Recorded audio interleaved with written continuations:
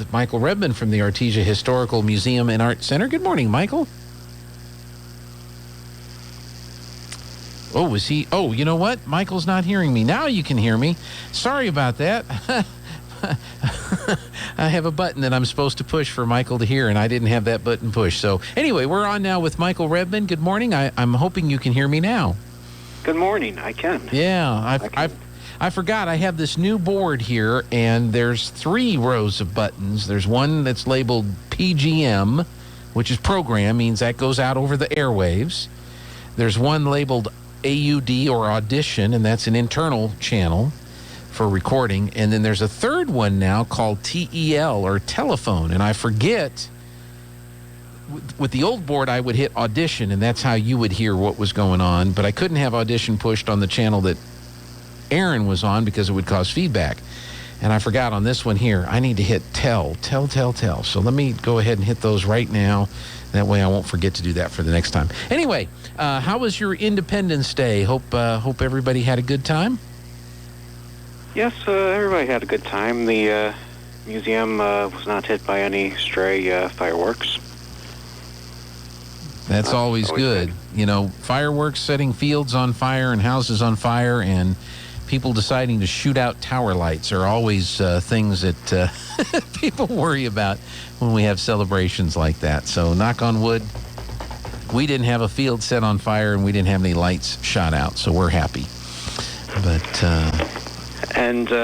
thinking back on the rather grumpy newspaper editor who disliked the fireworks, it might be something practical to that.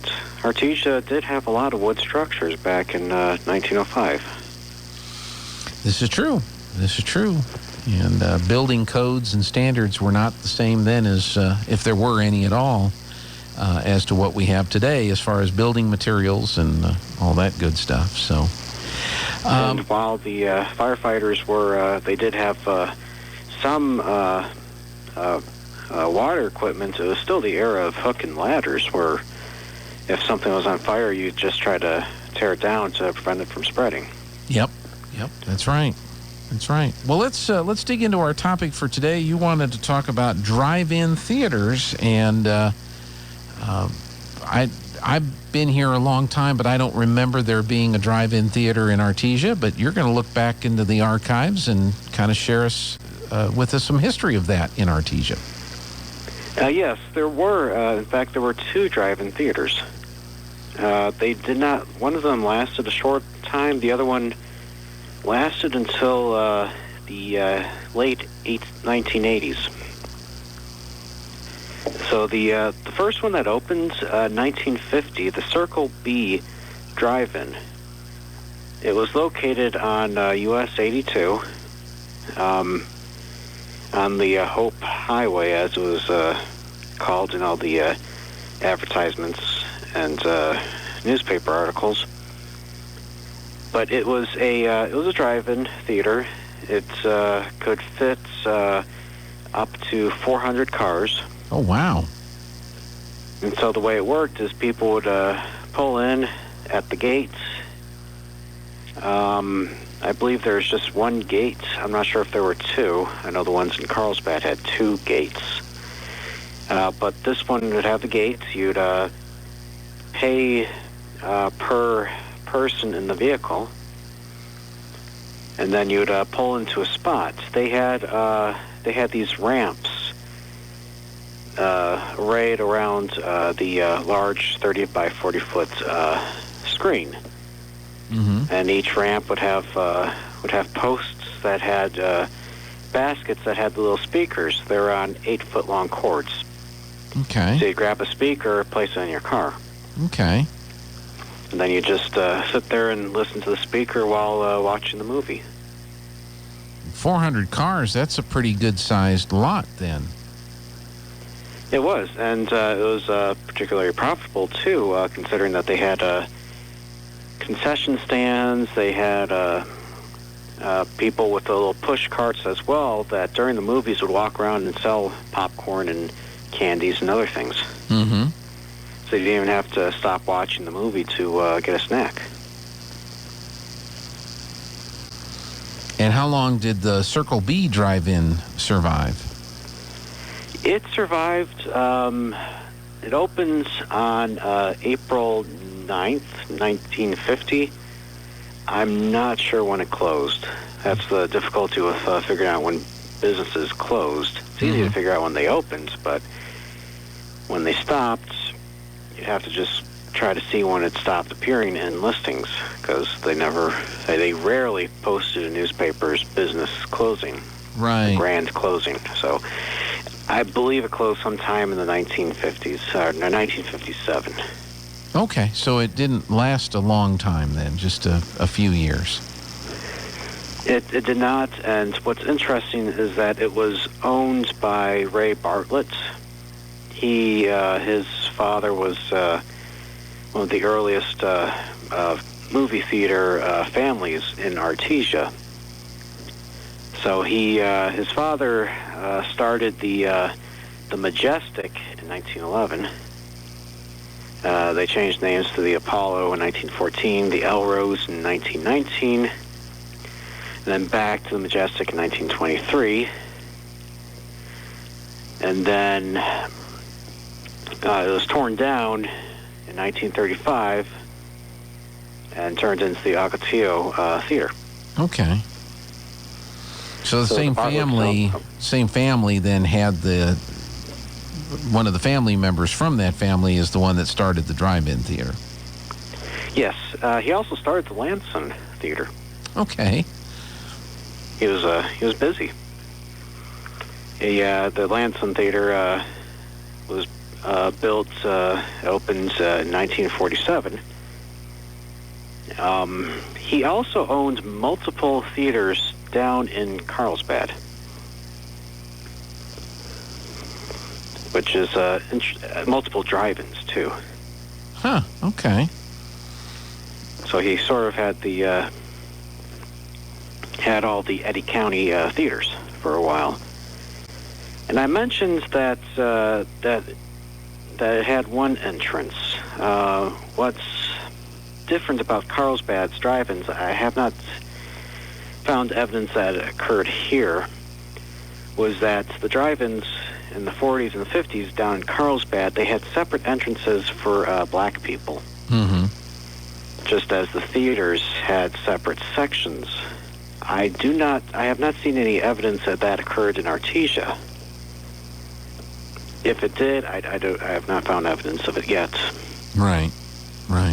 However, I think the newspaper would have mentioned the two entrances if he did that sort of segregation up here in Artesia. Since it didn't mention it, I don't think it happened. Because there was just the one entrance. Yes. Okay. But what's interesting is that so he ran multiple theaters in Carlsbad. He had the Fiesta Drive-In, the Corral Drive-In. That was in 1951. Mm-hmm. Then 1960, he had the Big Sky Drive-In down in Carlsbad. Multiple drive-ins that lasted a few years before closing.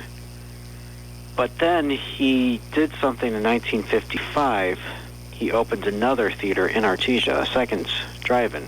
Okay. While the first one was still going. The Hermosa Drive-In. That one was located, the Circle B is I'm not sure exactly where the Circle B was located. It was on Highway 82, somewhere between the public safety complex and the airport on the south side of the highway. Okay. The Hermosa Drive-In, that one's easy to find. That's the Artesia RV Park and Storage. Okay. So that originally was a drive-in. Yes. Okay. And that one opened on August 4th, 1955. And Ray Bartlett owned it, but he eventually sold it to Creighton Gilchrist, Okay. who was mayor of Artesia. He eventually owned the Hermosa, and he kept it going up until he and a few others kept it going up until the 80s. whereas Ray Bartlett's was unable to keep the Circle B running. Yeah. Well, that's interesting, because now that you mentioned that, just driving in and out of the RV park, I can see how that would have been a drive-through, because you had the building there in the middle that may have been the ticket booth. I don't know how much of the original is retained by the RV park, but I could see how that would be a perfect place to have a drive-in.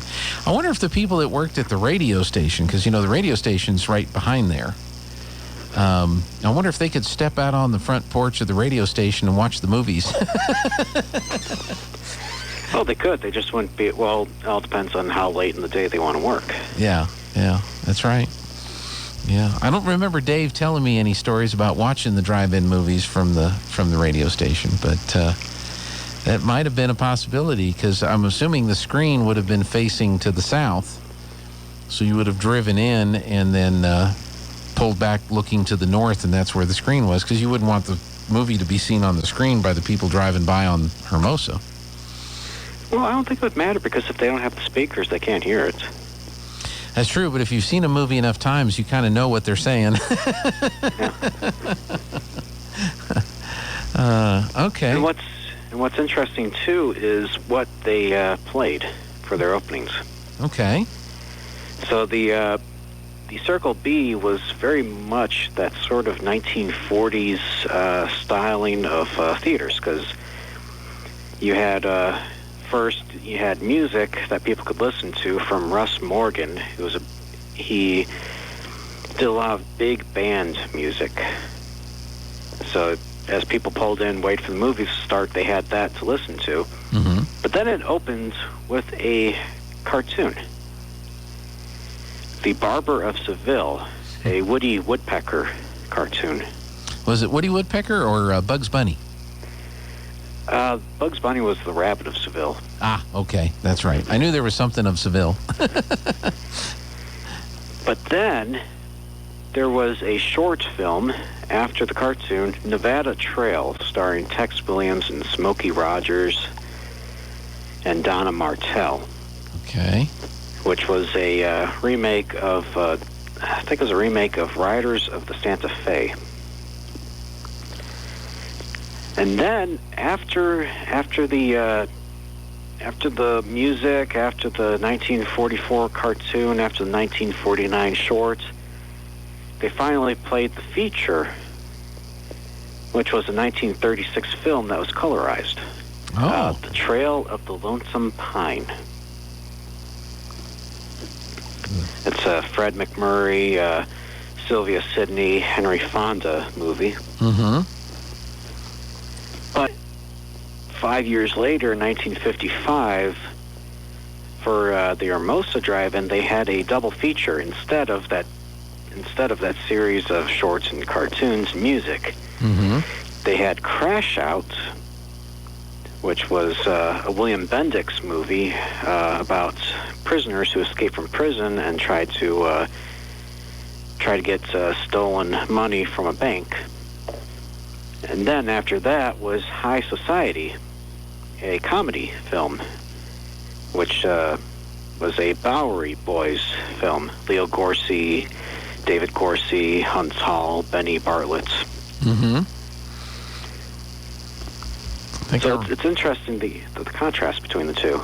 Yeah, the first one was more of the westerns, I guess, if you would, catering to the kids with the cartoon, and then the short, and whereas the other one had your more serious one, and then a comedy, but not the cartoon and not the musical interlude before that. Very interesting. And I'm assuming these were, this because of the advertising that they probably ran at the time that they had their opening. Oh, yes. Yes, they had a big advertising campaign, but they also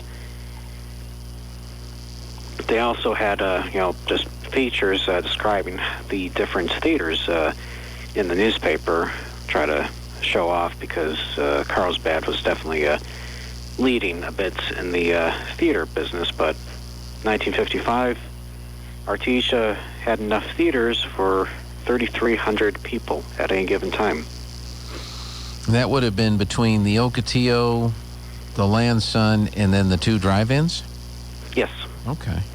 Yes, both drive-ins had capacity for 400 cars. The Land Sun had 1,200 seats. The Artesia had 575 seats. Wow. The Land Sun was not split into 2 theaters at the time, or would it have been two different screens? That I could not tell you. Yeah. Not quite sure on that. I know they've had multiple renovations over the years. Yeah. Well, that is really interesting, and I wonder, since they both didn't last, both the drive-ins didn't last beyond the late 50s. Oh no, the Hermosa lasted until the late 1980s. Right. But the first one, the Circle B, that didn't last that long, right? That was done, right. As far as you could tell. They just had the one after that. But I wonder how popular drive-ins and movie theaters. I'm guessing they were fairly popular at that time. There wasn't as much access to TV. There wasn't as much on TV. Until later on into the 60s and so forth. Not everybody had a TV. So movies were probably very popular. Did it show in the ads how much a ticket cost? Like if you were going to buy a ticket to the double feature? That I cannot remember. Okay. I know the Circle B, it was 25 cents each, but that was a special price for the grand opening. Yeah. Well, I remember we had a drive-in theater where I grew up, and Mom always got a big old Tupperware and filled it full of popcorn, so we didn't have to buy it at the concession stand. And we always stuck it on the bottom floor of the station wagon and covered it with a blanket so that the people taking tickets wouldn't see that we were bringing popcorn in. So, but we always showed our faces. We always paid for every ticket for every kid. But how many stories do you hear about, throwing people in the trunk and trying to hide how many people are sneaking into the show? So, well, we've got a little less than a minute left. You've got your Fashionable Founding Fathers exhibit still on display, I'm sure. Yes, that will be on display until the end of September. And hopefully that's had good response. It has so far. So. And if you want to see it, be sure to stop by the museum. It's in the Art Center, but stop in at the old house first to sign the guest book. Excellent. Anything else, Michael? I just want to remind everybody our hours are 10 to 1 and 2 to 4, Tuesday through Saturday. Excellent. Well, thank you so much. Appreciate your time. Always enjoy learning something about the history of Artesia, and look forward to having you on again next week.